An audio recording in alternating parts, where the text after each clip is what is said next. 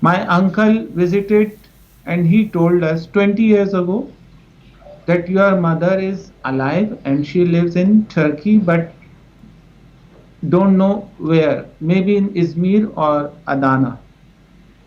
So I was searching, I was surfing on internet, making friends of Turkish people from Adana, Izmir, and then I discussed them with. There is a little twist because I was asking for Gulshan Bibi. That was told me that my mother name is Gulshan Bibi, but actually they changed her name in Pakistan. She was Gulshan Bibi, but actually her name was Gulsum.